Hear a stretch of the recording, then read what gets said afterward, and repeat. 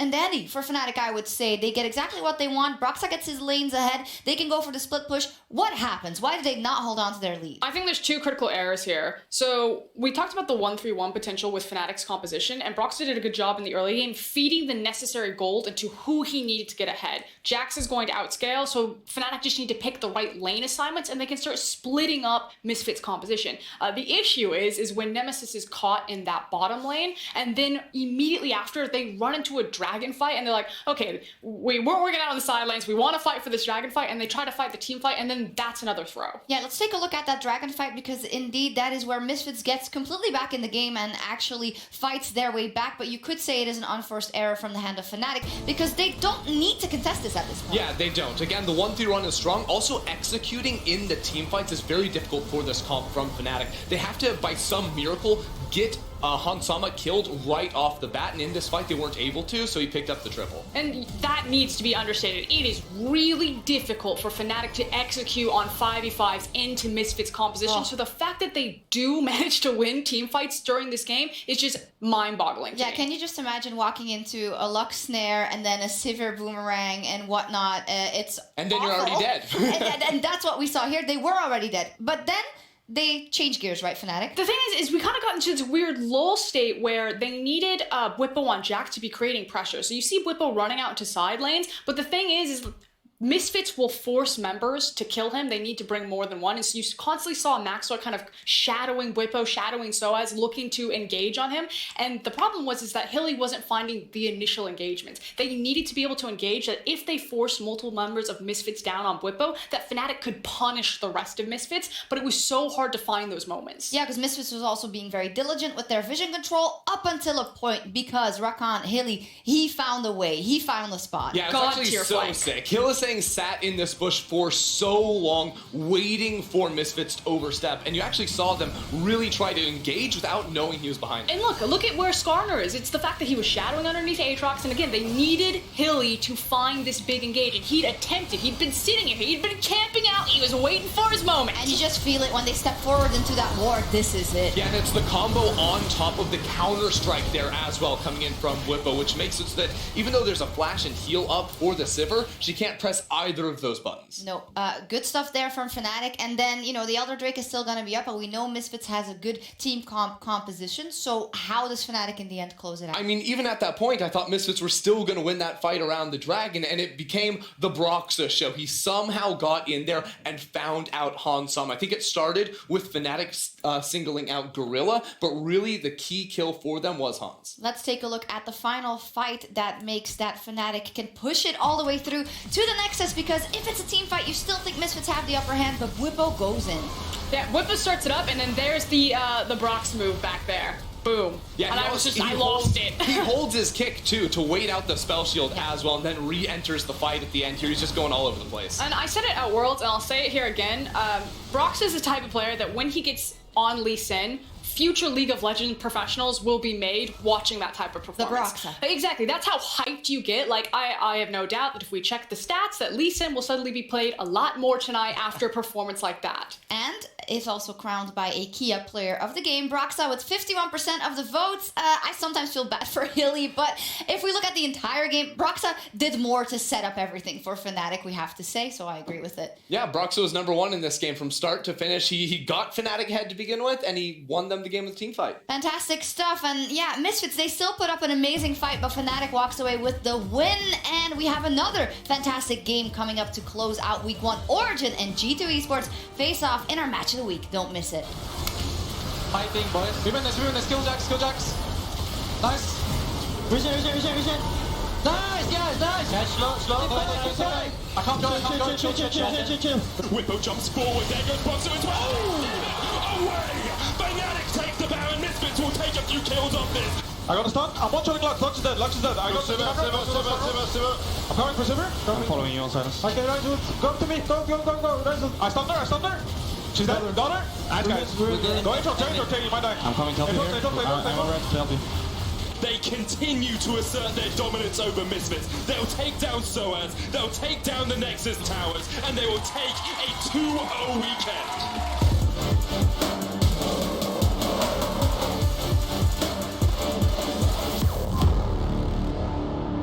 Welcome to ProView.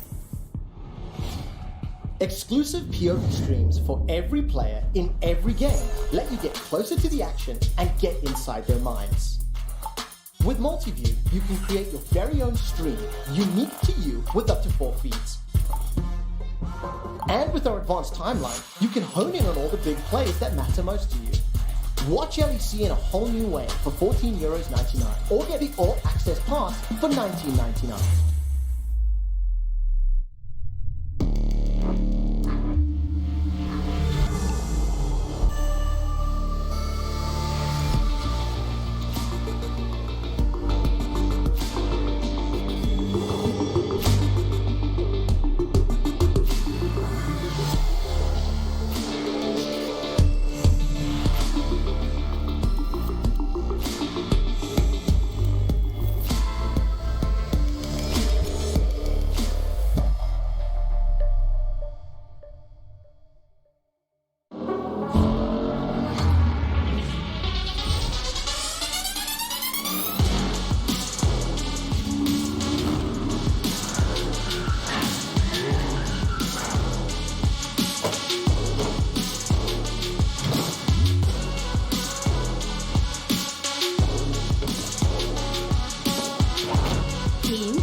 We are powered up. Get the fair and buff power play with Shell V-Power.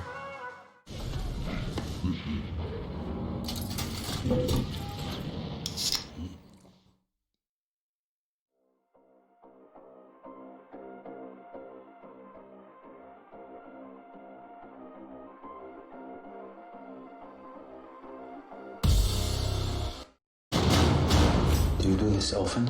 To get people? You're my first one, actually. The individual could be a high-level target. I can't go to Yemen. I'm an analyst. Get on the plane.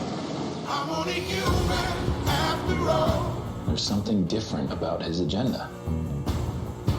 Paris was only the beginning. I do what I can, don't put the blame on me. I can't trust anyone. Have to find her before she finds us. Do you know how dangerous she is? Why do they want me? Despite all my rage, I'm still just a rat in the cage. She smells of fear.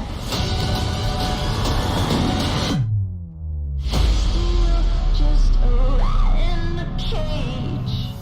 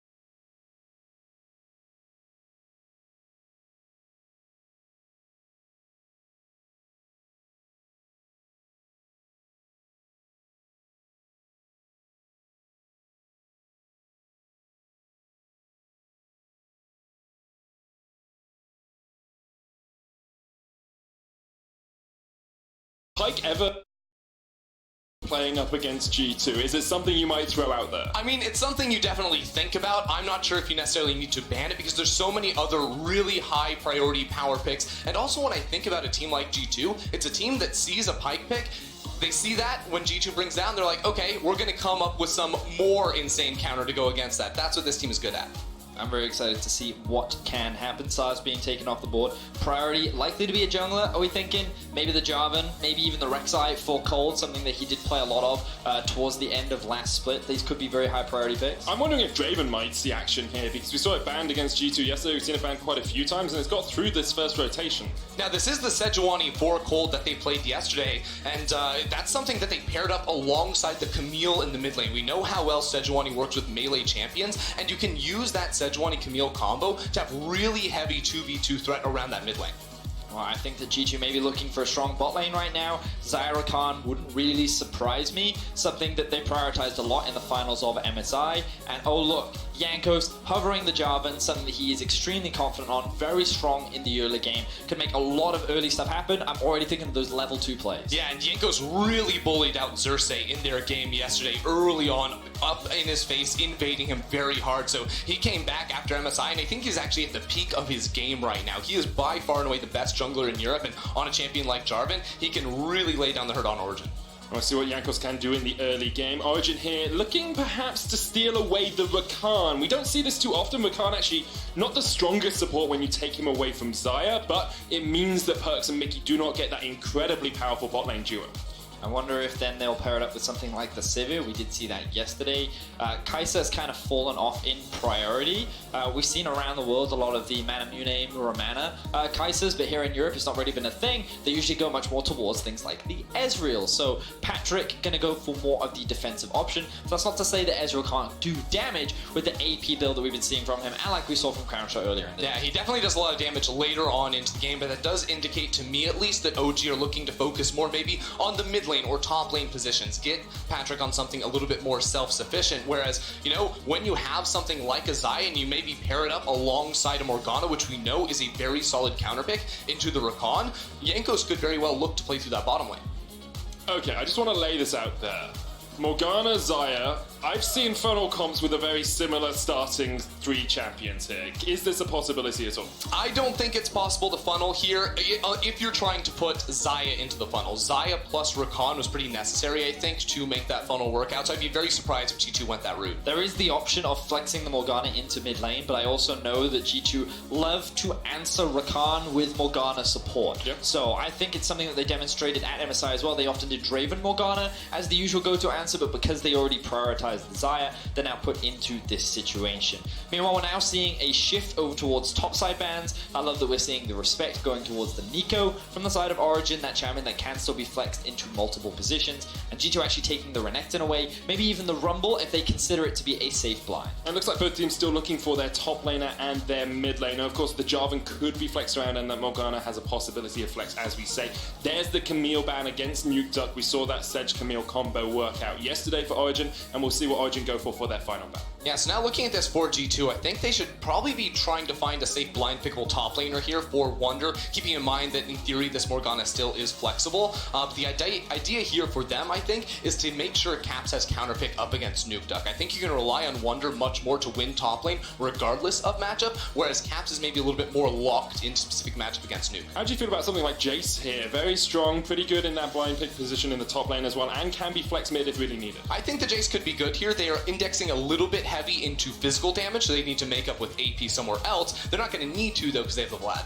Well, I think that it's also a very strong flex pick. Remember that you can move it to both mid and top lane, that this gives G2 a lot of options as well. There's always the potential that they haven't even locked in their jungler yet, and the Jarvan is in the top lane, the Vladimir is in the mid. Something that G2 have always been known for is their flexibility. Love the cheeky hover of the Zed to remind them of the last time they met during the regular season when Nuke Duck got that solo kill, but you already talked about the Jace medic. This is going to be the blind pick for Origin. Expectations are that that's going to go up towards the top side of the map. They're fine playing the Jace into the Vladimir, especially seeing as in the early game, you're going to have a lot of power as well. And now we'll see what Origin round out their composition with. They have a lot of CC, they've got some follow-up with the Rakan as well. Jace and Ezreal have a lot of damage, and gives you a bit of mixed damage as well, because the Ezreal can go down that AP route. No, Finally, it looks like it's going to be the Kennen And Vedius, you are not too happy about that. It's Pike.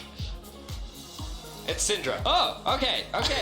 Averted. Crisis averted. Whenever I see Kennen, I'm thinking, oh no, it's flashbacks of the finals. Pike, apparently, according to Wonder, is a really good matchup. I don't really understand why, but it is. And so I thought that we may see it there and then put the Vladimir into the middle lane, but no, we're going to have Caps' Syndra. He's going to be playing up against the Jace. I feel like that in terms of the 1v1, it's a pretty neutral one. Usually because you go for the early Hex Drinker, you're not going to have that much kill pressure up against the Jace, but you do have that stun setup with the Syndra. So with a Jarvan, I think there's a lot of 2v2 power that you have to play around the mid lane. Yeah, definitely in the 2v2. I think even in the 1v1, Cap should be pretty comfortable on this Syndra. He outranges that Jace with consistent DPS. Of course, outside of Jace's EQ poke, Syndra should have the upper hand in that one. Well, we'll keep our eyes on that mid lane. Always very explosive games when G2 are involved. We saw yesterday as well, Origin actually showing that they can be that team that accelerates an early lead very quickly into a victory. Big hugs between the two coaches as they head off the stage, and I'm sure the teams will be wanting to give each other a little bit more than hugs on Summoners Rift. Well, we shall certainly see as we're jumping into the Rift relatively soon. When I look at Origin's comp, I think that they actually have strong poke tools with both the Jace and the Ezreal, but they also have strong team fighting with the engage coming out from Rakan, Sejuani, and the follow-up from the Kennen and Ezreal. I feel like they're actually in a pretty good position to go for both 5v5 and play the side lanes if they do get outscaled a little bit on those sides because of the flat.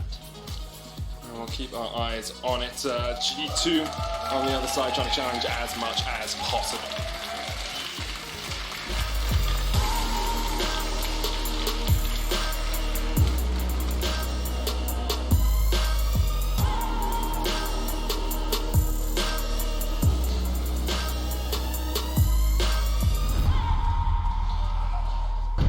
Well, let's jump on to Summoner's Rift, and as our pro view users might have spotted, Perks has already put g2esports.com/shop in all chats. Can you buy us MSI trophies there?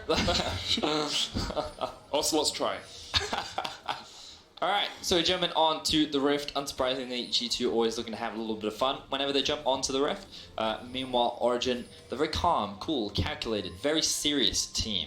The last time these two teams did meet up, it was in the finals of our spring split, and it was the fastest finals that we've ever had in Europe. I believe it was 73, 74 minutes, incredibly quick. Game 3, Origin lost in 18 minutes, and one of the big things that Cold said coming into the split was that they want to be contenders for the title. They want to be able to challenge G2, and a big performance here could set them up nicely for the rest of the split. Yeah, and I think challenging G2 starts very early on into the game, and specifically for a player like Cold, tracking and stopping Jankos from having a really big impact on the map, especially when Jankos is on a champion here, like the Jarvan that we can see move around and look for these early plays. Cold has to do what he does best, and that's track the enemy jungler and again inform his lanes as to his movements. And Origin actually have already invested a lot into vision control in the river. You can see 3 wards down, 2 in that top river, 1 down towards that bottom side to try and keep eyes on where Jankos might be looking. Of course, Jarvan level 2 ganks can be very powerful, and his ability to jump over walls means that he can get into your jungle and steal away your buffs without you sometimes realizing. Well, it looks like Jankos going from red to blue, going to convert that into the Gromp as well. Looks like no very early stuff going to be happening. But as you rightly said, a lot of early vision investment across the river from the side of Origin to get a little bit of extra information to see if Jankos does try any sneaky level 2 plays. And if I'm looking at Jankos' pathing right now, I wonder if he wants to try and contest Cold in that top river for Scuttle Crab. At 3 minutes and 15 seconds, when it spawns again, he will be pathing up towards that side, and it's a route that Cold maybe might not expect, because when you see Jankos starting on the red buff and then pathing down, he should by all means be going for that bot side scuttle, but his pathing may not be that way. Cold clearing out the wolves, actually going to blast going down towards this bottom side scuttle, it seems. Maybe trying to look for a little bit of a play down towards this bot side jungle. Yeah, I actually like this maybe a little bit more. Maybe if he actually spots out that the Krugs have not been taken, he goes down and gets that himself. Instead, it will be that play moving up towards the top side of the map. Meanwhile, in the middle lane, we can see a lot of pressure being built up in favor of Caps. We already talked about it in the draft, how Syndra has this range advantage over the Jace. So in the early laning phase, Caps is feeling confident in how he plays. And notice as well where the wards are. He's got one just above him, and he's also got one by the Raptors. So he has more than enough information on where Cold could come from. This allows him to play up very far forward in the lane without necessarily having the consistent support from his jungler. Vision saves lives, kids. It does. It definitely does. Alfari actually up in the top side is having pretty good time pushing Wonder down underneath this tower. It's expected with the cannon early on, but he's already about 10 CS up.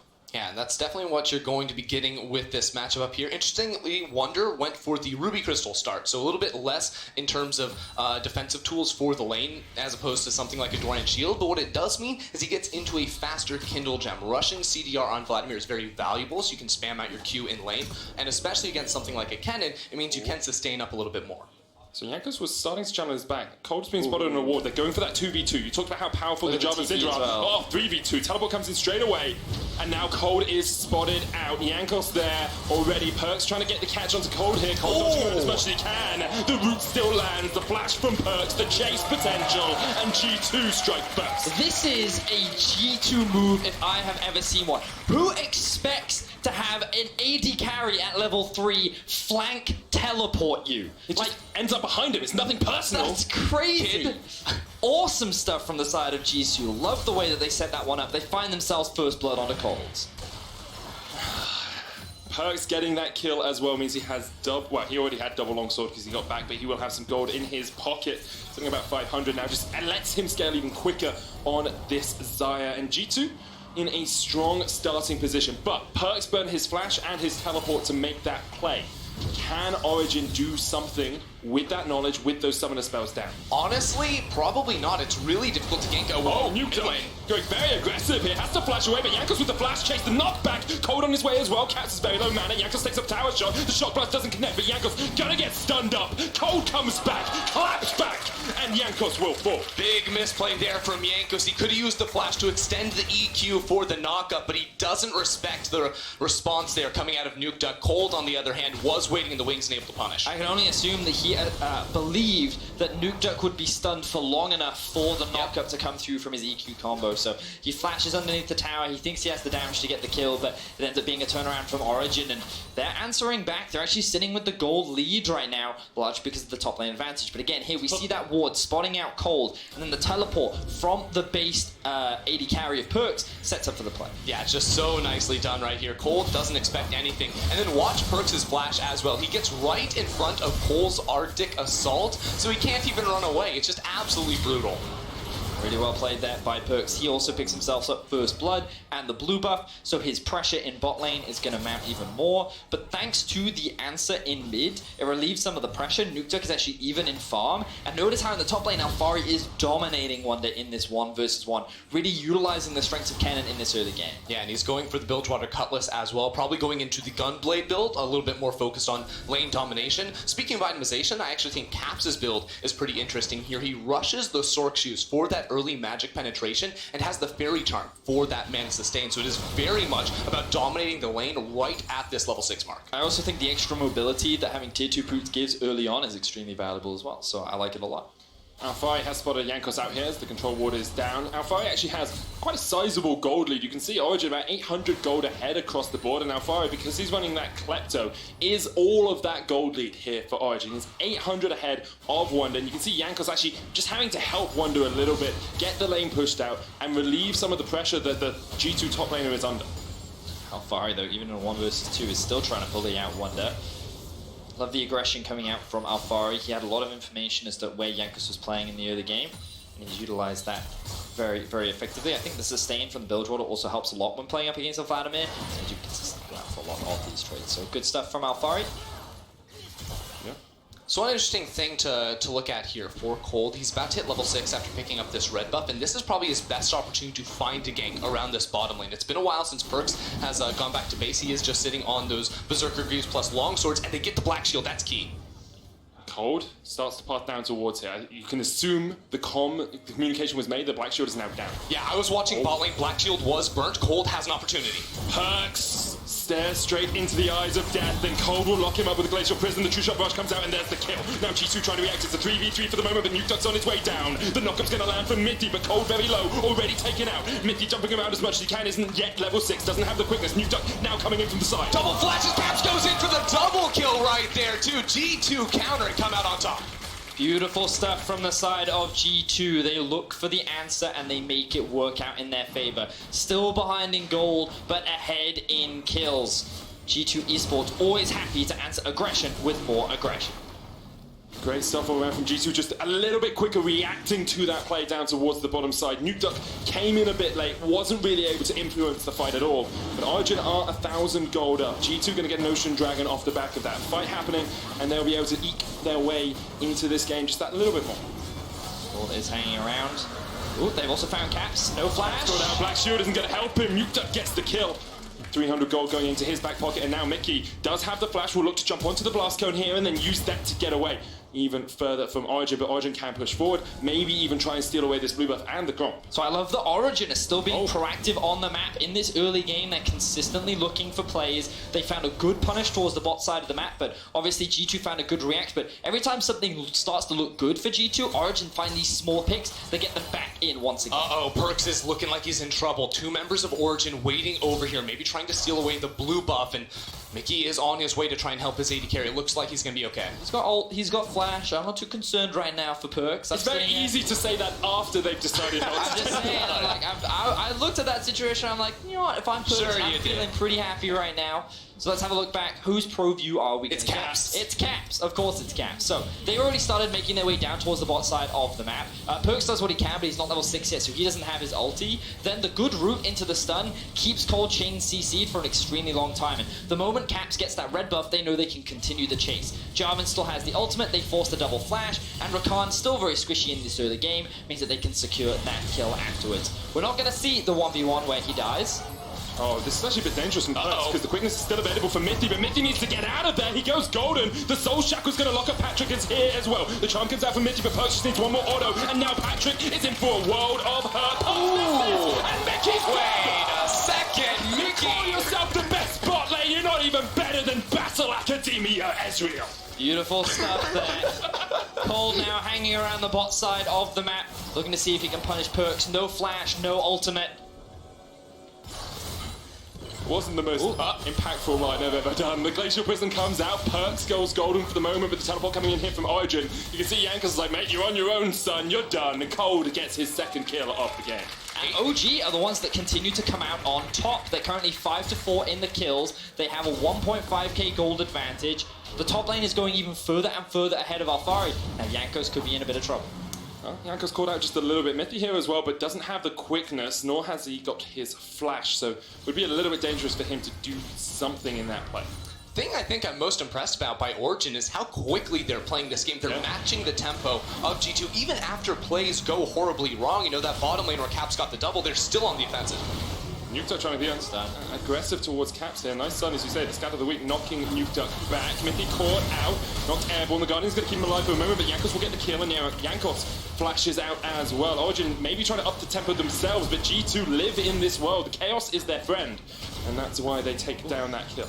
Yeah, but I love the Origin of matching this aggression, because one of the things that we said about OG last split was that they're much more of the controlled, patient. They wait for the 90% play, but you know what? They're taking these gambles. They're going for these risks, and in terms of the kills, they're staying even, but the gold gap is starting to close. Even though a huge lead is being built up by Alfari on the top side of the map, G2 are still the ones coming out on top. Patrick's in so much trouble, no arcane shift. Patrick dodged away from the roof, but he's just locked down. The teleport taking the tower aggro. Mickey very low here. Slicing Master comes in from Alfari. Mickey uses his stopwatch to stop time for the moment, but here comes Mithy. Support on support action as the kill goes down. I wonder, now with the Sanguine Pool trying to get away, but Mithy does have the charm.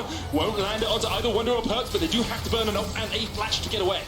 OG really trying to push for more right there. Cold still holding on to his ultimate, but just a little bit too far to make that play happen. OG answer back against the tower dive on Patrick. For one overall, the kills continue. It's 12 minutes, it's 12 kills, Betty. The great stun is 13 kills. Mithy gets 2 in quick succession. Oh, now they have their eyes set on the dive towards the bot lane tower. Wonder, he has a lot of HP. He also has his ultimate available.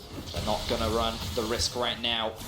I want something of what Origin are having, because this off-season, they've upped their tempo, they play more like G2. I want to see how they progress this, but at the moment, they look incredibly strong. But the problem is they need to convert this into a win. They need to build this into a substantial lead, and G2 is not allowing them to do that, because every play that happens from one side, there is an answer from the other. Both these teams are battling with everything they've got only in week 1 of the split. And that being said, it is still a 1,500 gold lead here for Origin, so they are in a comfortable position at this moment. They're also working on their second items for Patrick, for Alfari, for Nuke Duck as well. And once they get around to those points, I think they're going to be a lot more comfortable with their position in this game. They definitely are. Alfari does have a 20 CS lead in this lane. It's the Hextech Gunblade build that we talked about. He's now building into some AP, so expect to see him use more in team fights than anything else. Mithy almost gets caught up with the EQ combo out from Jankos, but unable to find that connection. Jankos just has to back away. Perks is pushing in top lane as G2 now have switched their focus from the bottom side of the map up towards the top. I do find it quite funny that both top laners have just kind of been 1v1ing and looking at the chaos that has been going on around them as another fight kicks off. Yeah, Blackshot Mithy went very aggressive, all on his lonesome. The shutdown goes across towards Mickey, caps to use the ult, but that was very aggro from Mithy. Yeah, I don't know about that one for Mithy there. That was a little bit bold. Yeah, Mickey was in the fog of war, but still, that was just it was like a harassment play from the Refine. You weren't going to get much off that. Well, I think they didn't actually have vision on the Mickey who was behind them, so he believed that he was catching Jankos off guard after he was trying to set up a flank. So given that they were in a better position to collapse, they looked for the play, but it was too dark behind him. He took a risk, and it didn't pay off. So Mithy ends up losing his life, and G2 will secure themselves the Rift Herald, and finally, they will secure themselves the gold lead. Yeah, about 400 gold ahead. Nothing too monumental as of yet. Cole did get an Infernal Dragon while that was happening, so he was able to make a play on the other side of the map. And Origin will take their first tower of the game as well down towards this bottom lane to equalize that gold disadvantage. Yeah, Cole's presence down there around the cannon made that a very easy pickup for them. We'll see this one more time. Again, it's just a small glance at Jankos. He wants to go in, but ultimately, this was, again, never going to be a kill. I still think it was a very over-aggressive play for Mithy that if he got a chance to take it back, he definitely would. I think, again, if the Morgana wasn't there, then he probably gets out. But he, as you already said, you get out, you don't actually get anything out of it anyway. Sure, but he might be able to keep the vision in his heart. That's true. That is true. Right? So Ward save live, as you I say. can understand why he would do it. I just think that overall the play was just too risky because he didn't have enough information. So he ends up getting punished for it. Cole does secure the blue buff. And we haven't really had time to talk about like win conditions or comps because of how much action has been going on. 15 minutes in, the gold is dead even, the kills are even, towers are even. The only advantage that G2 currently sits on is the fact that they have the Rift Herald and they're setting up to use it around the mid lane. They do have an Ocean Drake in their back pocket as well, but Origin answered with an Infernal of their own. Now, Nuke Duck caught out a little bit. Jankos pushing forward here. Mithy and Cold are down towards the bottom side as they have vision control down here. And neither team willing to take that fight completely. With Rift Herald being used mid though, Origin might try to step up to defend. There you go! Instant cleanse! The QSS! Oh, the cleanse, sorry, right in the right time. Rift Herald will charge in, that's going to die before it takes down the tower. And Origin able to hem back G2 for the moment. Meanwhile, Perks on split push duty, something that he often likes to do. Sitting in a side lane, he's been the one that's been picking up a lot of the turret plates, and he's been just slowly soaking up farmers. Wonder now caught out. Mithy going in with a quickness, but Wonder should be able to get away for the moment. Goes in with the Sanguine Pool, the Ignite taking away the last Mystic Shot just off towards the side. And Patrick and Mithy trying to make those catches happen. Can't quite find the final connection. So now that we've seen a couple spells burnt in the mid lane, we probably don't expect an engage to happen. I think it is worth, right as I say that, Mithy gets away. I think it's worth bringing up what are these teams trying to accomplish, especially once we get to this point where we may see more team fights. I think both comps actually are very structured for the 5 versus 5. I would actually give G2 an advantage though. I think that their comp is much less reliant on large cooldowns like flashes to execute. Jarvan can go in relatively easily. They have some long-range CC tools like the Syndra, whereas on the other hand, Origin are a little bit more reliant on Alfari having his flash to actually start off these fights. I also think that just Morgana, Jarvan, Vladimir are easier to execute teamfight champions. They all press their R buttons, and ideally they're all in the same place when you press those R buttons so that you have a lot of area of effect damage, and then it's very easy for champions like Syndra and Xayah to clean up these fights, whereas I think OG's teamfight comp is just a little harder to execute. That's not to say that it doesn't have strengths in its own merit. They have strong engage, strong pick tools, and potentially a lot of AoE damage, but through a Black Shield, with the pool, with the Xayah ultimate, I feel like that it's a lot harder for OG to lock down a target and necessarily find those crucial kills in those fights. Yeah, I think the best chance for Origin in these fights is to start them out not going for a full commit, but using Jace and the Ezreal to maybe poke just a little bit more. As the game slows down just a tad, let's have a look at where we are in terms of items. Essence Reaver and Rapid Fire Cannon complete on perks. Patrick just upgraded his Manamune, and he's got the Iceborne Gauntlet in his inventory as well. Topside, Morello Nomicon we expect on its way for Alfari with the Oblivion Orb there. Well, it's wonderful, he's already finished his Proto Belt. Everyone's sitting at like 1.5 items apart from the AD carries. Now G2, with a 5-man push mid, should be able to secure this tower pretty easily as Origin was spread across the rest of the map. Oh, we're only 18.5 minutes in, and like we're already approaching that kind of state in the game where a lot of fights start to happen. A lot of teams usually have very large leads at this point in the game, and they often snowball off the back of those leads. And to be fair to G2, they were at a pretty big disadvantage early on in the game, and they've managed to crawl their way back, and now they sit with a very slight gold lead. The players that I'm keeping my eyes on are Caps and Perks. They're both level 12, they've both got a lot of strong items. Caps trying to get collapsed. Sidestep still has the flash here as well, the flash chase from Cold. They just wanted to get that second summoner out from Caps. They knew they had a few more seconds before Caps' cleanse was going to be up, so they threw everything into a play around that middle lane right. There was a good attempt, but the ult does end up whiffing, and will just be that flash trade, which could pay off in the next 5 minutes if they can find another move on towards him. Now, Perks has just gone back to base, and he does have the teleport as well. The dragon is just about to spawn, and you would imagine that this is the next main objective. G2 are committing everything to gain mid priority, so they can move through the river and look to gain control. As we walk into this river and this dragon, though, look at how far he's not showing in the bottom lane, but he is standing out. Patrick caught out, the unleashed power would be enough to take him down. He manages to get in the bush, but Perks secures the kill. Mithy dumped on the Cataclysm to the face. It's a double for Perks, and G2 find the perfect fight. It was like a game of chicken. Both teams were just looking at each other, waiting for that slight misstep or that crucial skill shot to land, and it was Caps that finds that stun, Mickey that finds that binding, that allows G2 to find that pick, converted into 2 kills, and now they're on the drink. Yeah, Origin were really banking on G2 to walk towards the dragon immediately, then they could use the cannon in that flank position, but instead G2 just ran at them, so it was effectively a 5v4. Let's have a look at what Perks saw. We're going to keep our eyes, as you said, on Perks. There you see the binding does land from Mickey. And look at the aggression coming out from Perks. He knows the follow-up is going to be there right behind him. He knows that he can dive in even without vision because he has his ultimate available as well. And he finds himself 2 quick kills. And we were already talking about Caps and Perks being those primary carries that we wanted to keep our eyes on. And now this man is already sitting at 5 kills. He's going to be the damage dealer as these fights come up, and challenge that idea that he can't play conventional AD carry. Yeah, and as long as Caps and Perks survive in these team fights, they should be very good for G2. That's why I like Mickey's itemization. He goes from Mikhail's Crucible to avoid the engage from someone like Cold or Mithy coming in towards their team. Even if Caps does have the cleanse, having a little extra won't hurt. So we said our eyes are on Perks and Caps from the side of G2, but what are Origin looking to do, and where are we focusing if we are Origin fans? What is their intention in the next portion of the game? Well, like, they're kind of relying on Alfari, and Ender talks a little bit about it. Like, he does have the flash available, and that's going to be very crucial in being able to dive onto the backline and get all this AoE off. But also, as Ender was saying, I think OG are relying a lot more on their Perks poke before setting up for these fights, because they have the Ezreal, they have the Jace, and they just kind of want to chip away at G2 before hard committing onto a fight. Let's see if they can do that with the Baron up now. G2 is setting up vision around it. This game has gone a mile a minute. 16 kills in only 21 minutes of gameplay.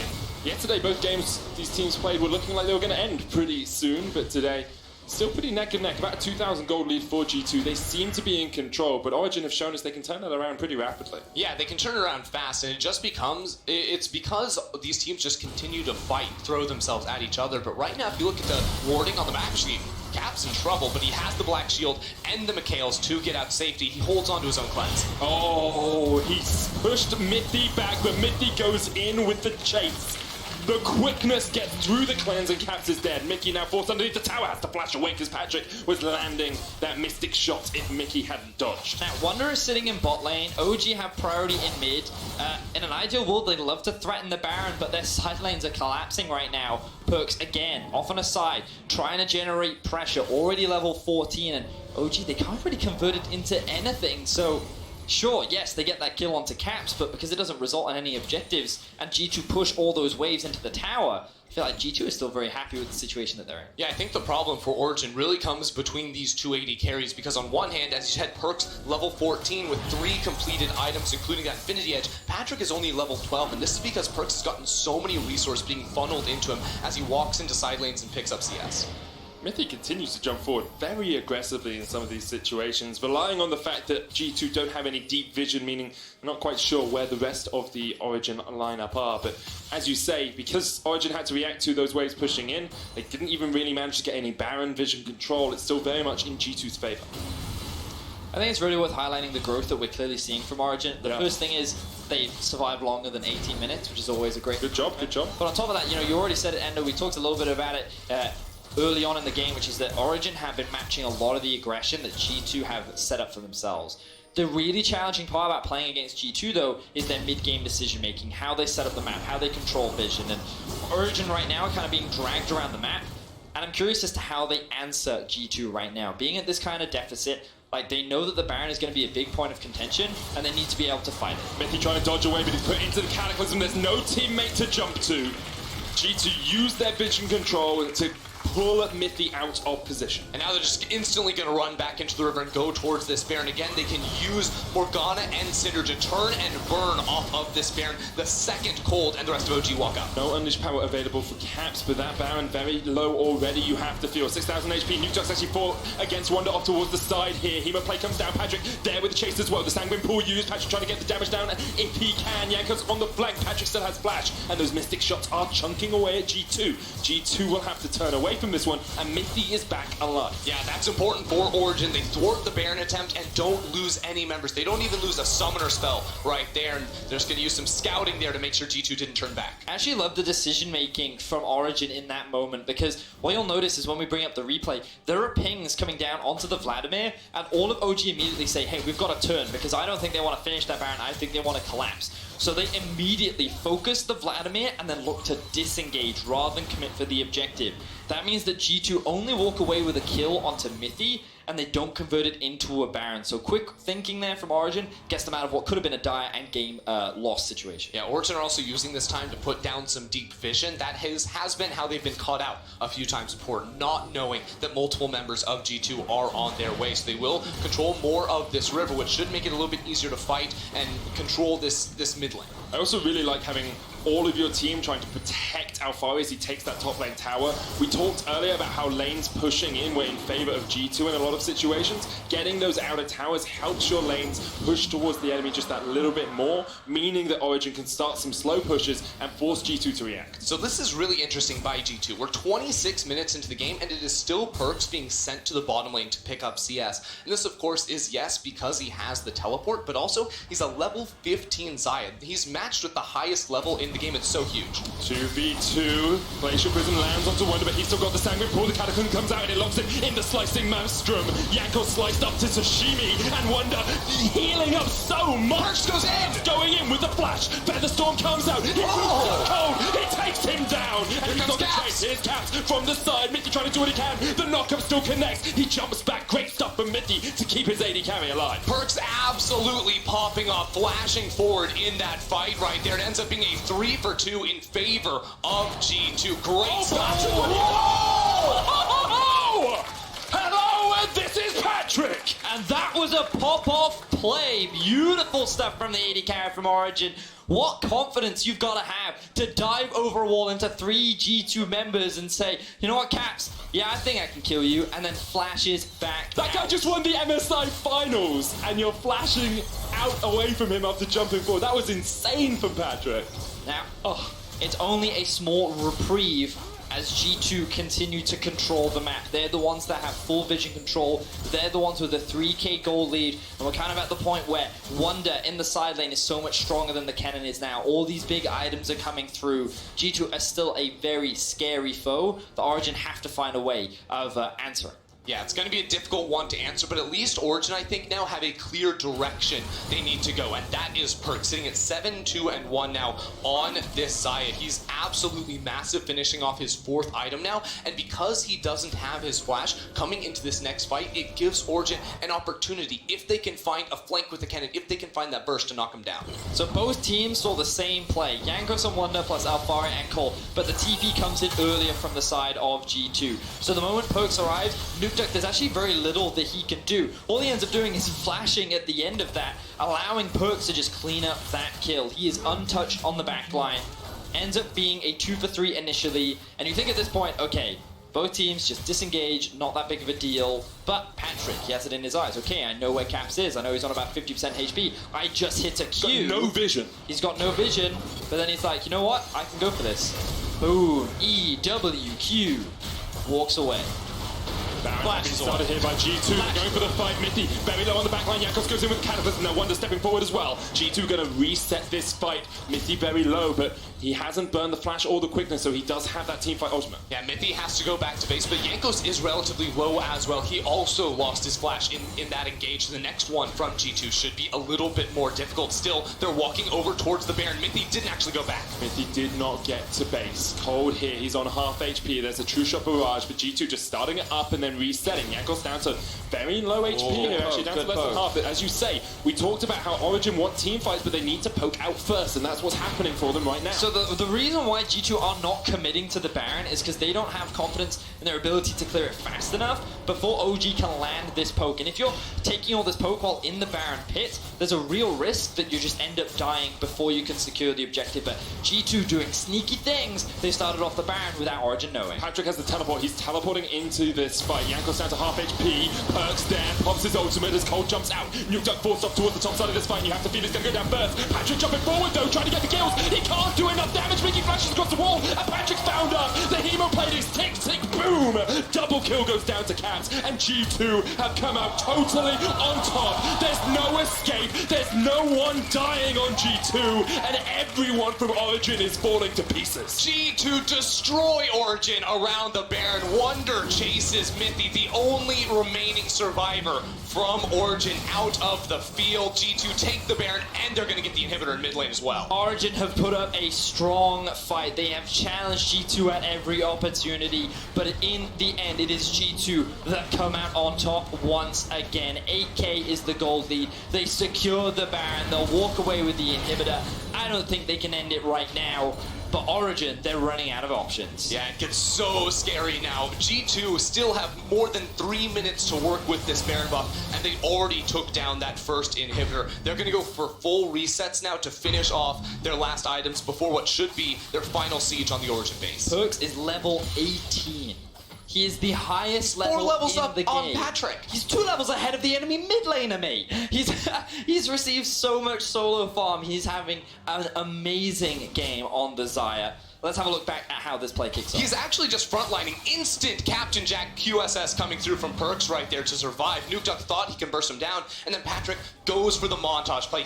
Goes over the wall with the arcane shift, but he just can't do enough against this G2 team. And props to Mickey at the end of this fight, landing that binding and then sidestepping the flash play into another binding. Great Morgana mechanics there coming out from the G2 support. The bot lane definitely having a great game. G2 now on the Infernal. Can Origin answer? Patrick jumping forward once again, Alpha down towards the bottom side. Alpha in position, he slices through them. Origin! Origin will not be stopped, but Alpha's down and Perks is still alive. Jankos frontlining now as Cold is forced away. It's on Patrick. It's all on the Ezreal to see if they can turn this fight back around in favor of Origin. They started it off well. They must kill Perks, though he remains alive. Patrick and Nuke Duck have to go off. They get Wonder now. They're looking for Perks. Can he do it? He gets it! He gets it, and Origin will not go quietly into the night. They take the fight versus G2. Jankos is going to respawn, but Patrick is going to send him packing. With their backs against the wall, Origin found their fight, and Patrick came up huge to take down G2. Patrick is the shining star of Origin this game. Not only is he playing aggressively, but it feels like he is embracing the G2 style, and he is doing everything he can to carry his team to victory. G2, they looked convincing. They had the Baron. They were primed to end the game, but it is not over yet. OG still have some blood left in him. I just want to say there's something special about this caster combo, because last time we had Fnatic versus G2 in the spring split, and now we will see how that fight went once again. This is brought to you by Alienware. Yeah, look at this flank from Alfari. It's absolutely insane. He instantly kills Caps and the support from G2, but Perk stays alive. It looks like it's doomed for Origin, but OG used the range advantage they have with Patrick and Nuke Duck to throw out their skill shots, burn down the front line, and get Perks low enough that one rotation from Patrick can take him down. Oh, this this is anime in the making. You look at Patrick, he's sitting there, he knows he's in the 1v5. He goes Super Saiyan and he finds the outplay onto G2. Beautiful stuff. Really, really awesome from the side of Origin. And they find the shutdown onto G2. Patrick picked up 1,000 gold off killing Perks, and Perks still has a 700 gold bounty right now. So a lot of gold sitting in that AD carry if Origin can find the kill. Still 6,000 gold between the two teams. 33 minutes in, G2 still in the ascendancy, but Origin have shown us they are here to fight. If you want to know why Perk still has a bounty on his head, it's because he still has a 4,500 gold lead over the next closest player in the game. That is Patrick. He is absolutely so far ahead right now on this Xayah that, again, if he stays alive in these fights, it should be wins. But OG have to use their skill shots, have to play so pristinely in order to knock him out. And now, the levels are coming through from the side of Origin. They're slowly starting to close the gap. Remember, the longer the game goes, the less the gold value means, and they're just utilizing their poke to buy a little bit more time. G2 likely going to stall until the Baron before trying to end this game, unless they can land a good stun from Caps. Doesn't quite land. Still a minute 20 on that mid lane inhibitor. Perks just look at pounding away on that inhib tower with the black shield. He's pretty well protected. Mithy will be looking for an engaged position here. They don't have a control ward inside their own base, so they can't be sure that G2 have no vision. Wonder forced away in the mid lane, but Perks is pushing in top here, and you have to feel this is going to be the tower going down. Yeah, Origin will be losing this tower right here. They must make a play or they risk losing even more, but Perks is just a walking god! Just stepping into him. The feather storm, Patrick flashes away. Now Alvaro trying to get him, but he's knocked back. He's scattered. The weak are dying here as Origin fall. G2 continue to push forward. Wonder will heal up with the Hemo Plague. They will take the inhibitor and maybe look for the game. Perks is playing a frontline Xayah right now and absolutely tearing OG apart. Unrelenting G2 continue to look for the kills. They'll take out Cold. The Nexus towers have to be on the menu, sure to follow, you feel. Another kill on the fountain, and G2 are playing with their food. Nuke Duck exhausted, Origin defeated. G2 are unstoppable, immortal, and they will reign victorious still. Here in the LECR, MSI champions, the world's champions, are back on the European stage.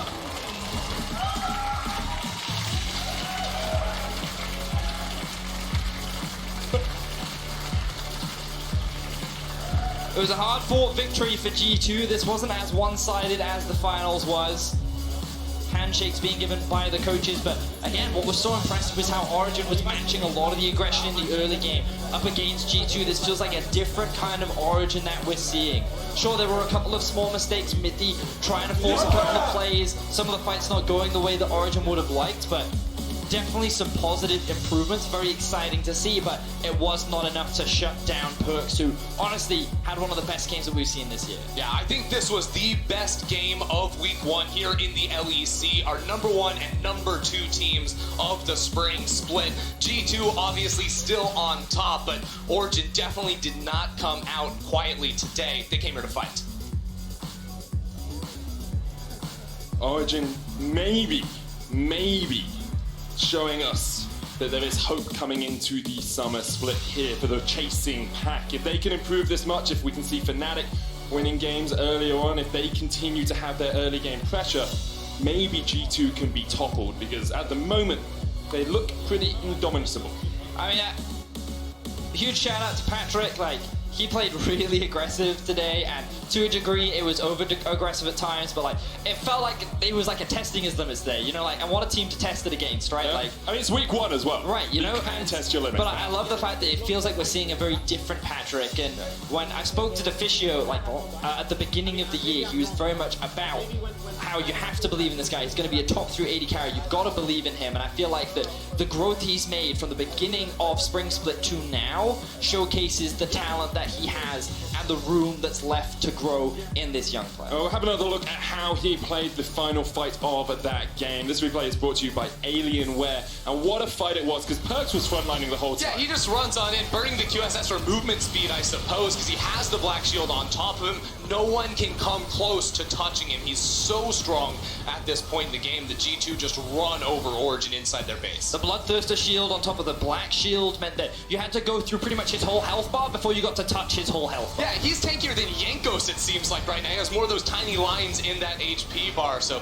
brilliant stuff out of him. And the strategy of just putting him in a side lane and funneling those resources into him is something he's used to and definitely played to perfection today. It's one of those slight adaptations where the expectation is the mid laner needs to run the teleport, right? Then the mid laner goes off onto a side lane, but again, G2 defying convention, rewriting the playbook and saying, well, you know what, Caps, you can stay mid and wave clear with my support. I'll go be a side laner and I'll go take all the farm, and I'm pretty safe because, you know what, I have my ulti and I'm really, really fed. Yeah, and this was actually a strategy I saw G2 doing a lot at MSI, where Perkz was actually very far ahead of his opposing AD carries by picking up so many resources. So it's nice to see them bringing what worked there back to home soil. It was a great game to watch. We are actually going to be joined by Caps and Jankos in the post-game lobby right after an interview with Perkz. So we have a lot of G2 knowledge, a lot of awareness from them coming up in just a couple of minutes' time. It was an incredibly fun game, and if you guys want to get involved at home, you can vote for either Jankos, Caps, and Perkz as your candidates for Kia Player of the Game. It's at Sports on Twitter if you do want to get involved with that. Any thoughts before we toss over? I mean, I got to give a shout out to Alfaro as well. Felt like he played the lane honorable mention. Well. Yeah, honorable mention. I felt like his flash engages, the one that like almost won the game back in favor of Origin, was fantastic. I really enjoyed watching it, and I feel like we're seeing a lot more potential from this Origin lineup. I'm very excited to see where they go throughout the split. They obviously have very tough competition at the beginning of the split, but we'll see how they advance as we continue. I just almost dropped my pen. For more insight about that game from Perkz, we're going to talk to Law. Thank you very much, Medic, and thanks to you, Perkz, for joining me after the victory. I'm gonna ask anyway, is there any surprise in going 2-0 on your first week in the LEC when you come back as MSI champions? Well, I would not expect anything less, because we won MSI, and I just feel overall we are playing really well together, even in scrims. Like, we are playing way better than last split. We are not trolling, and we are not like, I feel like we are just more structured and more disciplined in game. So I think we are doing really well, and I think Origin was a really big challenge for us today. So I definitely look forward to facing more strong opponents in the Europe. I really agree with you, because looking at this, it looks like it was the most challenging game you guys had in a while, maybe since SKT, I don't know. So what were you expecting from Origin coming in today? Well, I think Origin is the only team that can match us in the top set department. Well, bot set too, you know, but like their top and mid are probably like the second best in the league, right? So that's what makes them the hardest opponent for us, let's say, because they actually have like the champion pool and just overall game strength to match us. And yeah, I think they play well as a team. They have good macro. They're just a strong opponent, right? So it's gonna be the small things that makes or break the game versus Origin. You said it was challenging. What was challenging in-game playing against Origin? Well, I'm not really sure what was challenging exactly, because I just felt they were playing a good macro game, like good pressure game. We were doing it too. And yeah, I mean, the biggest challenge is always yourself, right? How do you play yourself, or how do you, for us at least, like how do you play as a team, you know? And I feel like we made some mistakes which we shouldn't do, you know? Like some small mechanical mistakes, you know, and stuff like that. So definitely we could play better, but they could too, you know, so it's hard to say. I'm interested now, what would you say are Perkz' mistakes right now and weaknesses? My weaknesses? Your weaknesses, yeah, if you have some. Well, I don't really know if I have any like particular weaknesses. Yeah, it might sound arrogant, but I feel like I'm pretty good in general on like a lot of champions that are meta, and yeah, I mean, maybe I guess, yeah, I don't know. My strengths also, I don't really know. I think I just play how I play, and I try to get better at it every day. So I try to like maximize my input in game and my overall like how much I can play to my limits. So I guess that's my biggest strength, my biggest weakness in the same time. Yeah. Bold statement, but I think it's very well deserved, because when you think about it, for a month after switching roles, you were able to challenge the world-class player, the best players as LEC in the world. So what is your take on that? Did you expect that a few months ago, coming into the LEC with AD carry shoes? Yeah, I expected it. I mean, I would not go for this if I didn't expect it, because if I thought I was going to be mediocre to bad at AD, or at bottom in general, right? Because I can pull a lot of picks that other players can't, and I want to do it. I just thought I would have like insane advantage over everyone else there, because I think that my team is very good, and I know how to play the game, like from getting ahead. Like I know how to get ahead. Doesn't matter if I'm playing bot, mid, top. Like it doesn't matter overall. I just know how to get ahead. So I thought I could transition that knowledge into bot lane as well and keep up good performances there. I was just told that you won player of the game this match. Were you expecting that? And what is your take on this? I mean, I don't really get players of the games often when I have Wunder and Jankos and Caps on my team. Like, Team Mickey gets robbed as well a lot. So it feels nice to get a player of the game. That means that my top side was inting a bit though, because usually if top side is playing really well, then they will get player of the game. So, I mean, I'm happy with it, right, you know, but I don't expect many of them, so it's fine. Well, congrats on this one. We're going to have to give it to Shaq soon, but I have one last question. How do you feel going in the LEC knowing that out there you have 9 teams just waiting to take you down? Well, it's kind of hype because we kind of said to each other that we want to go for 8-0. So we don't want to like run it down and int in draft and stuff like we did last split when we're like 9-0. We like picked champions we have never played, like Cassiopeia mid and Siri bot and stuff. So we didn't like practice these champs, not one game, and we just picked it. So we don't want to do that again. So we want to take every game serious and then see, because everyone, now that I said this, now everyone wants to beat us even more. So now we actually have like a challenge in our hands, you know? So yeah, our goal is to go 8-0. Well, nice challenge, and we'll see about this at the end of the split. Thank you very much for joining me. And to wrap up the day and this week, we're going to send it to Shaq for post-game lobby. Take it away.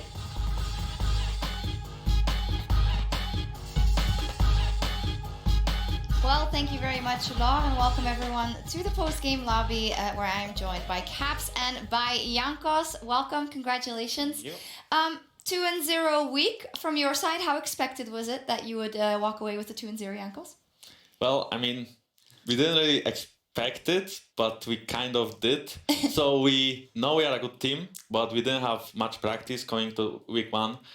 You know, right after MSI, we took a vacation because we had to rest before the summer split, and then I think we played like 2 or 3 days of scrims. So I think we didn't even learn the patch that well. So hopefully for next week we can show a better performance. I don't think anyone will blame you that you took a couple of days off. Tell me about this game. Were you surprised at the fact that OG was so active, or as active as you guys, and that it was such a bloody game, Caps? I mean, I don't know if I was surprised. I didn't really have much expectations for coming to the game. Because I obviously didn't know much about OG. We didn't scrim them. We haven't seen them play for so long. So we just kind of focused on our own game.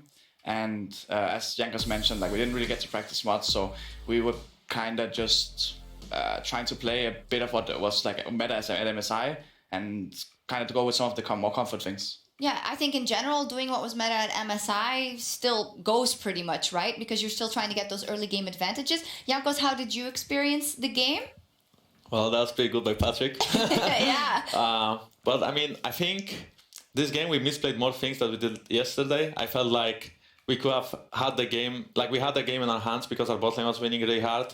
And, you know, I died like 2v2 mid because I kind of greeded on my flash there to kill Jarvan. So I felt like those kind of misplays where we either overchased or someone was like a bit too greedy or we were like maybe too comfortable did bite us. And that's why the game was not as clean. And that's why OG also had a chance to come back. Because I feel like our early game is actually stronger, you know? So we shouldn't trade kills, we should just get kills. Well, still some props, I think, for Patrick. As you said, he put up a great performance, and in the end, you guys did win. Do you think OG is going to be your biggest competitor going forward, or is it hard to say at this point? I mean, it's hard to say, right? I think OG Fnatic are both, I mean, they were the strongest teams last split. So I definitely think those will be like the teams to watch. But as I said, I'm kind of like maybe disappointed in a way as well, because I think if OG don't beat us today, then I don't really know when they will beat us.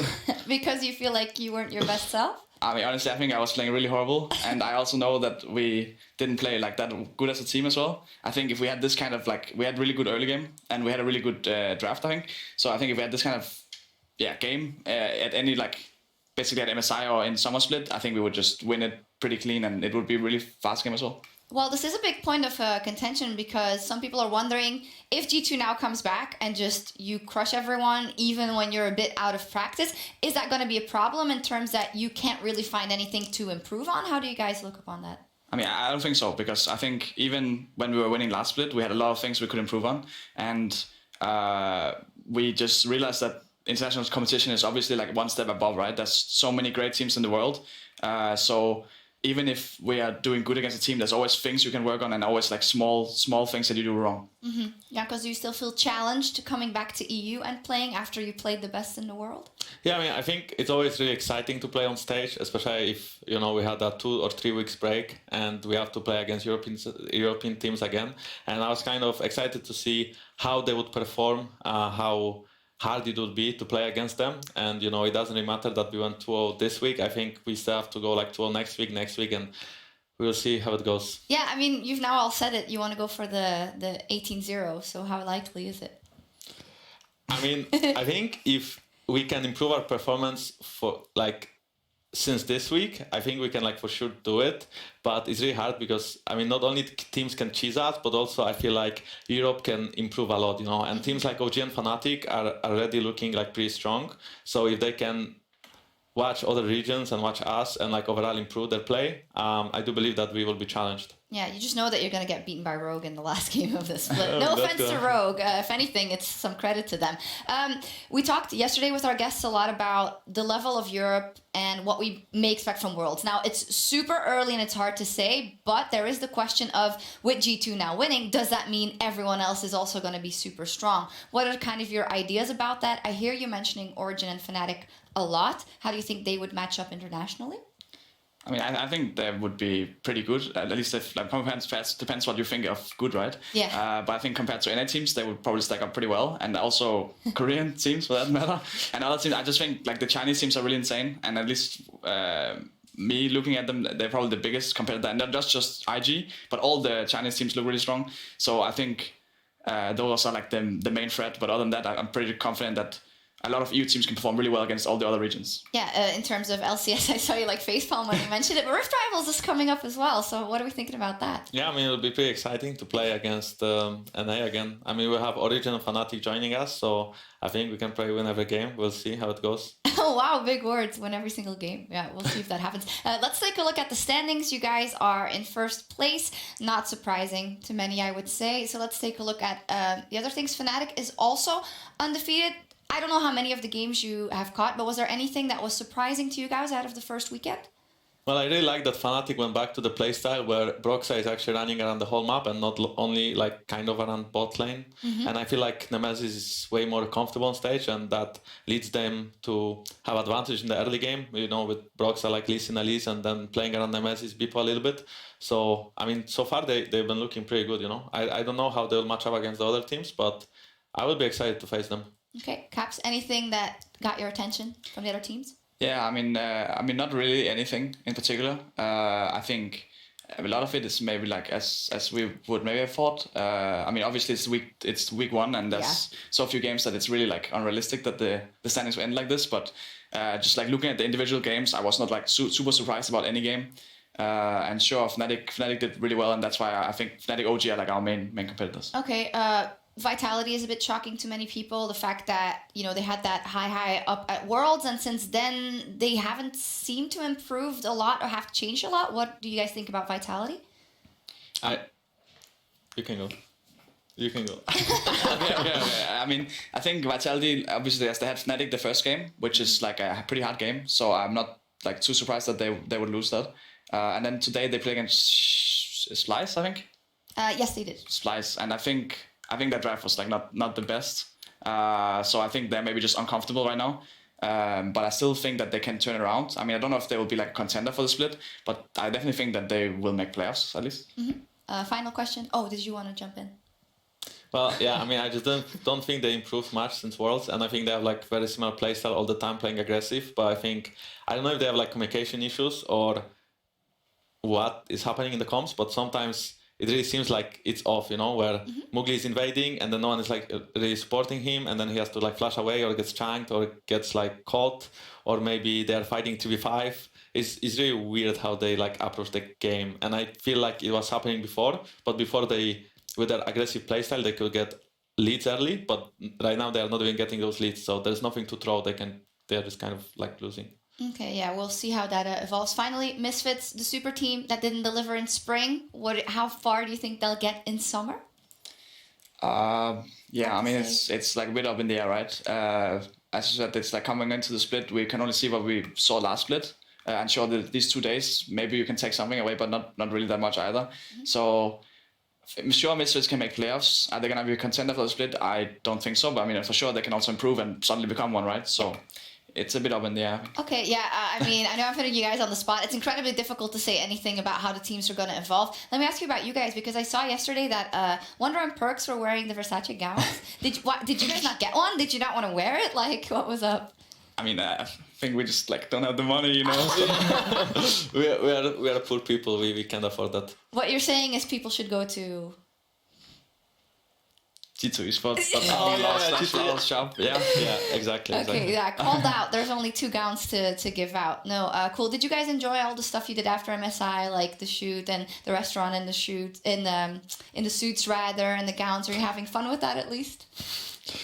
It was a really long day. I mean, it was sure a nice video, but it was a really long day. You'd rather practice? Yeah, probably just playing some solo queue. I mean, I don't mind doing content. I actually like doing content because that's for our fans. So I hope they enjoyed it. And I think the video was like super sick, you know, and we looked really good. And, you know, Caps in a suit. So that's something that people would not expect to see. But at the same time, it was a long day. I think it was the first time I didn't wear sweatpants since I became a pro player. So got to wear something else for Did you like it? Well, I wouldn't wear it normally just because it's like not. I didn't feel that practical. But it looked good. People said good. So. Yeah, it was a cool experiment. Thank you guys for that. Now, as we close out week 1, let's also get another look at the best moments from the Rift in our Alienware big plays. First up, yesterday, G2 solo laners decided to take on the whole Splice team by themselves, winning the final team fight. Who's better, Caps and Wonder, or Rookie and the Shy? Cap steals away a Realm Warp. Now, will that be used stylishly? Realm Warp starts to channel underneath the fountain. Oh, Perks and Caps go all the way in. All for one and one for all. Spice get themselves 2 kills. Make that a 3rd. As G2 Esports are now being run down. Caps is running for his life. Electro Harpoon's burning him down. He's turning around. Caps going back in. Oh, my word. With the help of Wonder, the solo laners from G2 Esports do not care and turn it back around on Splice. Okay, I wrestle, we can wrestle. Go, in the base, no? No, get the Inkies. Okay. The guys got... Oh my god. Oh my god. You guys are really running. Get out. Okay. I started him, it's fine. You guys are really running it. It's fine, we can turn this. Ready? Okay. Well, you didn't say anything, but... Ready. He was ready. Oh, the Shy and Rookie. It's for your highlights, guys. It's for your highlights. Yeah. It's just for your highlights. It was worth. Now we can end, baby. Yeah, I will snack and Rachel. Yeah, because you like face palms, you were like, what are they doing? What was going on? Yeah, I mean, I'm really happy we had fun, but at least we could like take down the turrets first and then dive the fountain or something. But I mean, the ult just went through and then I died to tower and then everyone just like kind of died. And then they 2v4, 2v5, so it was pretty funny, I guess. Yeah, it was good, but you turned it around, so all good in that front. Then next up, despite being 10k gold behind against Misfits, Rogue somehow managed to win a fight as Prophet made his entrance by rolling out the red carpet. It's Hansama. It's this bottom lane, the attention that they were given, and what they've been able to do with it is they just instantly smashed that tower and are now looking to grab an in-hit as well. It's the fact that Misfits didn't take a step back, but here's a step forward. Big fat rumble flame coming in for Prophet. Finds a bit of time as well. So much damage goes in. Kaisa moving in as well. Misfits have overstayed their welcome. Prophet with a beautiful TP. The follow-up is huge for the side of Rogue. Bevan can try to step into this fight, but there are still 4 members alive, and wow, Rogue needed a miracle to hold on in this game, and they found it. We should look Lucian. Now Tills, now ult. I'm really low. They are really low. Yeah. They're really low. Nice. No flash. Nice. Okay, it's really good. Yeah. It's so good, guys. Like really good. I mean, yeah, it was really good. Unfortunately, it wasn't enough. Jankos, what do you make of... there's a lot of familiar faces for you in that Rogue roster. How good do you think you're going to do? Well, I hope they'll do better than they are right now, because I felt like Vander and Ulite were like struggling a little bit on the bot lane, especially against Misfits. And I feel like, you know, Inspired was playing really well, and he's the rookie. So I think if Vander and Woolite, as like the experienced players, can improve their performance a little bit, even though today they played way better than they did yesterday, and Vander had like a crazy play on Rakan where they just won the game of that. So I think if they can improve their bot lane performance a little bit, or like make it like it was today, I think the team can be fight for playoffs. Yeah, I don't think they'll win, but fight for players. Yeah, we'll see. Caps, there's a lot of talk about Larson. Is he the new best EU mid? I mean, you've played against him probably in scrims and solo queue. What do you think? Well, again, it's hard to say. I haven't really seen that much of him. I mean, I didn't really watch too much of EU Masters and stuff like this, but for sure we played against in solo queue, but it's also not really the best indicator of skill. But I'm sure, like all the other rookies we have in EU, they just need some time to actually get comfortable on stage, and then they can actually show us how good they actually are. Yeah, I feel we need I'll talk to you guys again in 4 weeks, and then you'll be able to give me all the spicy opinions on all the teams and all the players. Last up, another player who made a grand entrance was Hillesang against Misfits. Hansama had no idea what hit him, as Fnatic support became their hero yet again.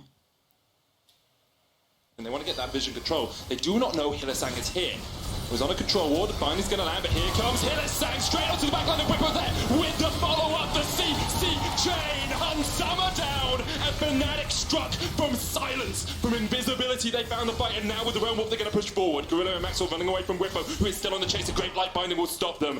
Just remember, this is what it is. I wanna go. I got bombed, that's fine. I'm still on Timbers, Timbers dead. Scoring no flash ult. How much you Broxa? I'm taking it. I'm coming, Jax. I can't. Go Nash. Yeah, they can't contest. Good stuff. It was impressive. Did you catch that? It was really nice from Hillesang. Yeah. Didn't watch it? No, I mean, we were sitting there. Yeah, okay. Well, it was nice. Anyway, let's check out the games we've got coming up next Friday and see who G2 is playing as well. We got Misfits XL, Rogue Vitality, and G2 SK Gaming. So are you afraid of Selfmade? No, not necessarily. Then I don't think I think he's good, right? But I don't think he's anything special compared to any other EU jungler. I think that overall EU junglers are like kind of decent, and I would put him above all like the rest. But I would still not say that he's insane. You know, Do you think he can grow into like? Yeah, I mean, I think he can play like improve his map game, and I think he's playing probably the best from his team. So it's hard to say what he has to improve on when he's not the one running it, if that makes sense. Yeah. But I think SK is overall can get better, yeah. And I think the performance he had today and yesterday was not very great because normally he's like carrying the team, and today he was put on tanks and he was, not really carrying the team, but maybe that will change next week. Hopefully not against us. Hopefully. We'll see. SK did pick up a win today, so we'll see how that goes. Can I get a quick prediction for our match of the week? Fnatic versus Origin, Caps? I will just go with Fnatic, I think. I mean, for your old team? Yeah, I mean, I will not really be able to say anything again, but I just think Fnatic is the better of the two. I think a big reason that OG actually beat Fnatic last time was also because of like the whole Swan Tarek thing. And even though it's still like kind of meta, and I mean we banned it today, I think they have maybe figured out more about the Swan Tarek. So I think if that is removed, then they will probably take the game. Okay, Jankos? Honestly, I mean, I would say Fnatic because of how well they play early games, and I feel like if Origin doesn't win early game, I don't feel like they would. I mean, I think they are good on the map, but I think they are like heavily reliant on what they plan before the game. And if something doesn't go their way, they will play struggle. And I feel like with how Fnatic's playing right now, they can play like make them struggle in the early game and then take the win. Okay, we'll see. That's a fantastically hype matchup. That is for next week, of course, here in the LEC. But week 2 of the LCS is also starting soon with Cloud9 versus Echo Fox. And after the last game over there, you can watch all of today's action from the LEC in our rebroadcast. So we're going to hand it over to our colleagues in North America. I do want to thank you guys once again for joining me for PGL. We'll see you next week. And that was all from us here in week 1. Thank you very much. We'll be back next Friday for more battles in the LEC. See you then. Yeah.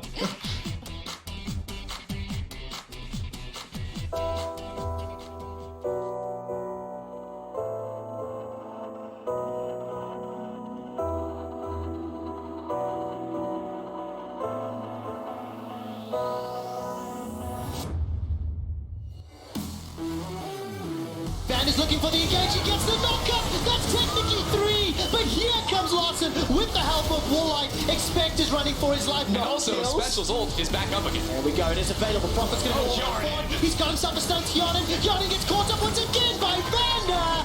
First and only ever death for Upset. Here comes Selfmade. That's a fantastic prison. What a fantastic true shot barrage. Oh, Schalke are routed and wrecked. SK have stood tall, but there's a hijack. Stolen Rumwalk, and SK Gaming due to Schalke. What's been done to them? They are winning fight after fight thanks to Rumwalk.